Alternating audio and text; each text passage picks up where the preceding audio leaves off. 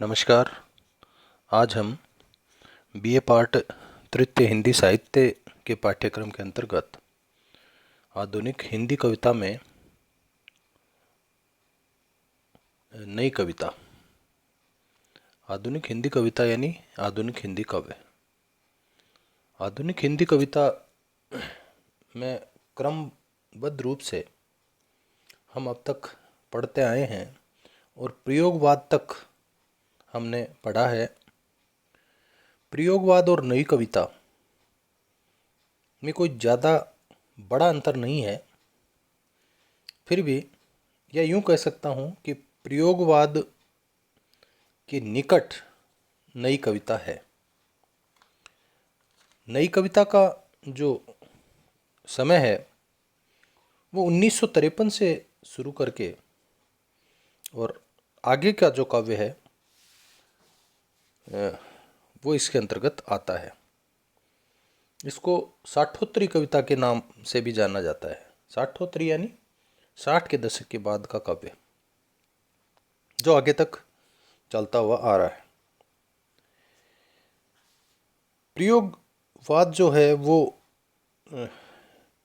एक तरह से यूं कहूं कि नई कविता को वास्तव में प्रयोगवाद का विकसित और व्यवस्थित रूप कहा जा सकता है। 1953 में एक पत्रिका का प्रकाशन हुआ था नए पत्ते नाम से, जिसमें जो नयापन प्रयोगवाद में है उससे कहीं अधिक अलग ही गंभीरता के साथ इसमें काव्य प्रकाश में आया।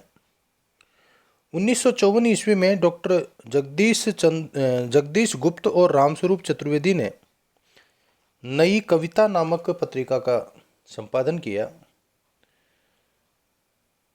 प्रयोगवाद से नई कविता अलग इस मायने में है क्योंकि प्रयोगवाद केवल व्यक्ति की कुंठा और निराशा का ही वर्णन कर रहा है।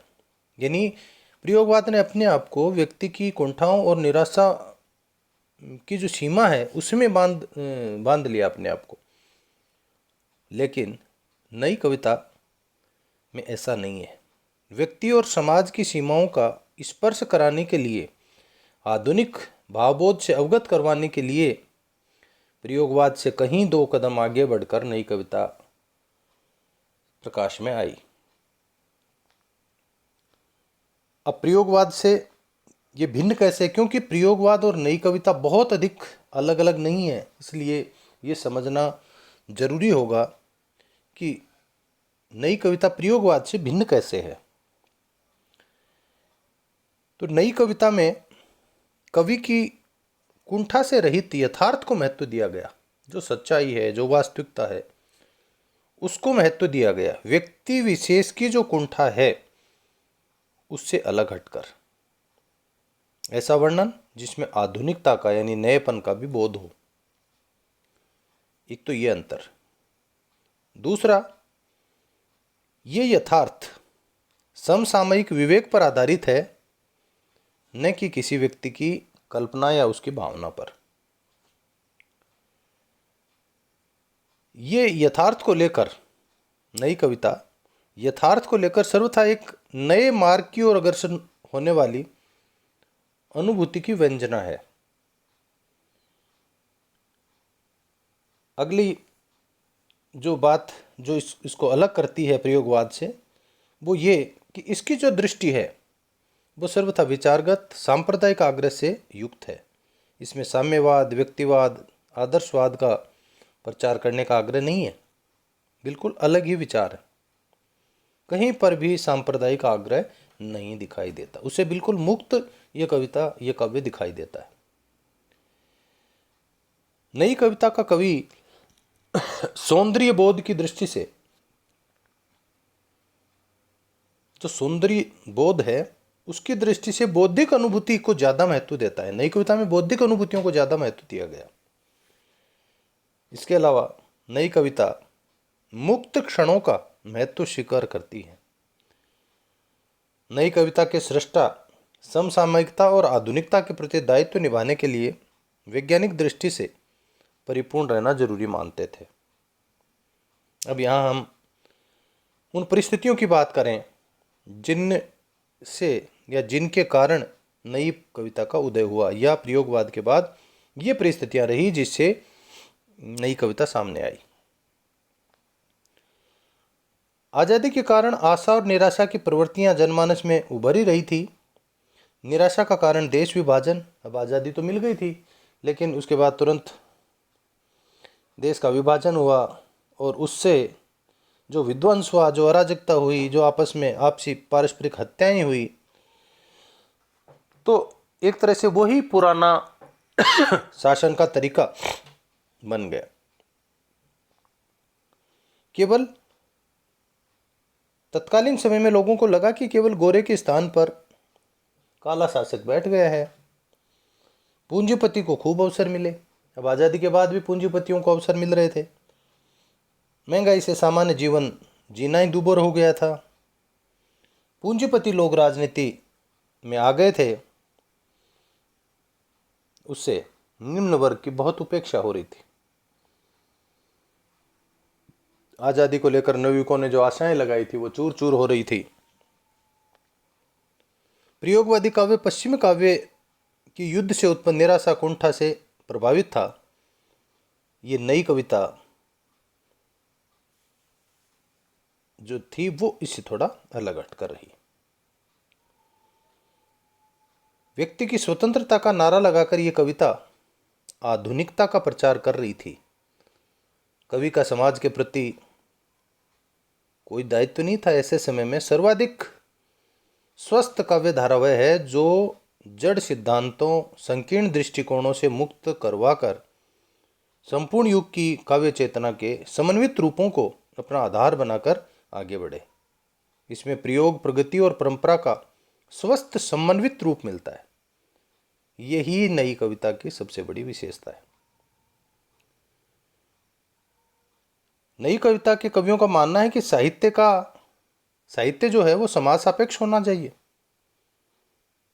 नई कविता में यद्यपि बहुत आलतू फालतू या कूड़ा कचरा कह लो या फैशन का प्रभाव कह लो, वो भी बहुत देखा गया, किंतु फिर भी नई कविता के बाहरी भीतरी स्थितियों के संघर्ष करके प्रगति, प्रयोग और परंपरा में समन्वय इन कवियों ने किया है। अब यहाँ पर हम नई कविता से संबंधित जो नई कविता की जो विशेषताएं हैं, काव्यगत प्रवृत्तियां हैं, उन पर हम प्रकाश डालें, विचार करें। सबसे बड़ी इसकी विशेषता है कि जीवन के प्रति जो नजरिया है, जो दृष्टिकोण है, वो नई कविता में आस्था का है, विश्वास का है, कुछ अच्छा होगा, ये विचार।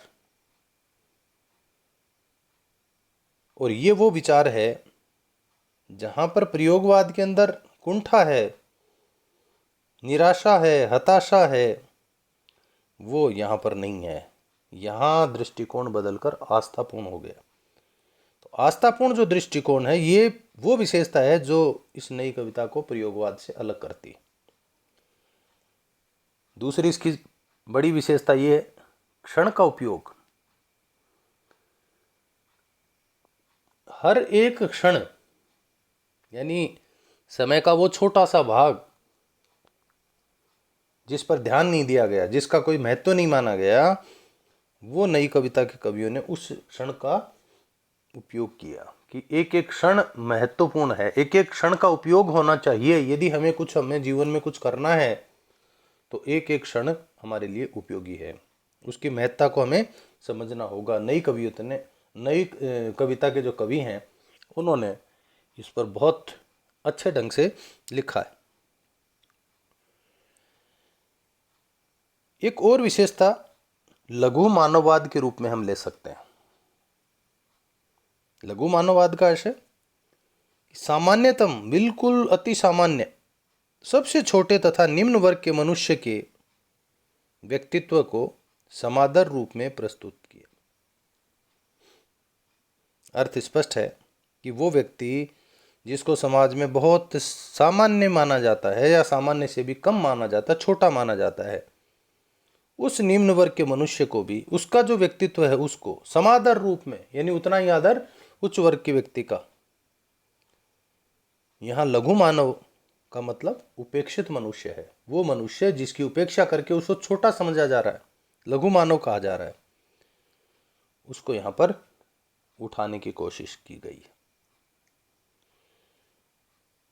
एक विशेषता इनकी कि इनकी जो यथार्थ दृष्टि थी, यथार्थ दृष्टि मतलब वही सत्य के साथ सोचना, वो बौद्धिक थी। बुद्धि और सत्य का अनूठा संगम इन कवियों में देखने को मिलता है। बौद्धिक यथार्थ दृष्टि।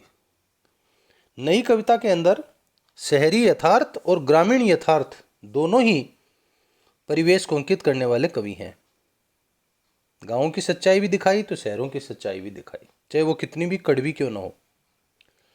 बालकृष्ण राव, शमशेर बहादुर सिंह, गिरिजा प्रसाद माथुर, कुंवर नारायण सिंह, धर्मवीर भारती, रघुवीर सहाय आदि ऐसे कवि हैं जो शहर के वास्तविक रूप को बहुत बौद्धिक ढंग से उन्होंने दिखाया, व्यक्त किया है। दूसरी तरफ भवानी प्रसाद मिश्र, केदारनाथ सिंह, शंभुनाथ सिंह, नागार्जुन आदि वो कवि हैं जो ग्रामीण संस्कारों और ग्रामीणों की यथार्थ दृष्टि दोनों को बहुत अच्छे ढंग से प्रकट किया है। यद्यपि दोनों ही कवि एक दूसरे के क्षेत्र में संक्रमण भी करते हैं, यानी इसका मतलब ये नहीं है कि नागार्जुन केवल ग्रामीण पर ही लिख रहे हैं, शहरी में नहीं लिख रहे, वो भी शहरी में लिख रहे हैं, लेकिन ज़्यादा उनकी जो दृष्टि थी वो ग्रामीण संस्कारों पर, ग्रामीण क्षेत्रों पर ज़्यादा रही। आगे